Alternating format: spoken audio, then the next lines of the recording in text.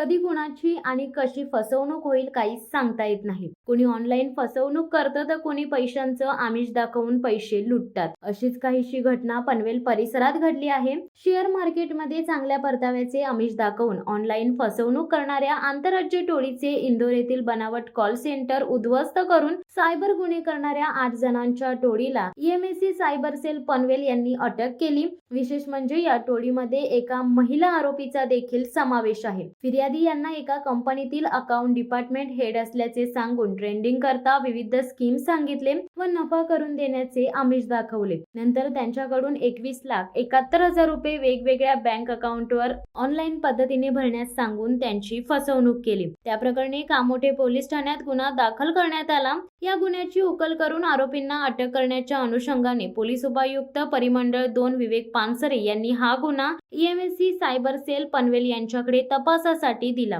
यावेळी पनवेलच्या पोलीस निरीक्षक दीपाली पाटील व त्यांच्या पथकाने गुन्ह्यातील बँक व्यवहार आणि क्लिष्ट तांत्रिक विश्लेषण केले. त्यावेळी आरोपी हे बेंगलोर, कर्नाटक, इंदोर, मध्य प्रदेश या ठिकाणी असल्याचे निष्पन्न झाले. पोलिसांनी त्या ठिकाणी वेगवेगळी पथके पाठवून एकूण 8 आरोपींना अटक केली. ज्या कॉल सेंटर मधून सायबर क्राईम केला जात होता त्या इंदोर येथील तुकोगंज मधील अपोलो टॉवर्स मध्ये ऑनलाईन शेअर मार्केटच्या फसवणुकीकरिता कॉल सेंटरवर छापा टाकला. यावेळी 14 संशयितांकडे तपास सुरू केला. तपासाअंती बनावट वेबसाईट बनवणारा शुभम कुमार, आशिष कुमार प्रसाद व कॉल सेंटर चालवणारे आरोपी यांच्याकडे तपास केला असता त्यांनी 25 बनावट वेबसाईट बनवल्याचे तपासात निष्पन्न झाले. या कारवाई दरम्यान 60 mobile, 4 laptop, 20 SIM card, bank account data, mobile, email data, chequebook, debit card, फसवणूक केलेल्या बाबींच्या नोंदी असलेल्या वह्या मिळून आल्या आहेत. हा मुद्देमाल जप्त करण्यात आला असून कॉल सेंटरमध्ये 8 मुली व 5 मुले काम करत असून त्यांच्याकडे अधिक तपास सुरू आहे. या टोळीने केलेल्या फसवणुकीचे पश्चिम मध्य क्राईम पोलीस ठाणे, दक्षिण मध्य क्राईम पोलीस ठाणे, बेंगलोर शहर,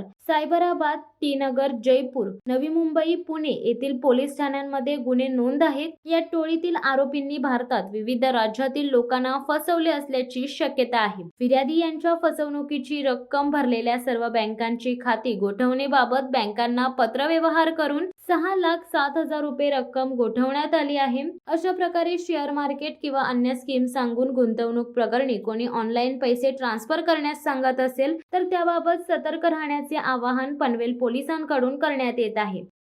शिवसत्ता टाइम्ससाठी दत्ता मोकल, पनवेल. दे धडक बेधडक वृत्त देणाऱ्या आपल्या शिवसत्ता टाइम्स न्यूज चॅनलला लाल बटन दाबून सबस्क्राईब करा आणि बेल आयकॉनला क्लिक करायला विसरू नका.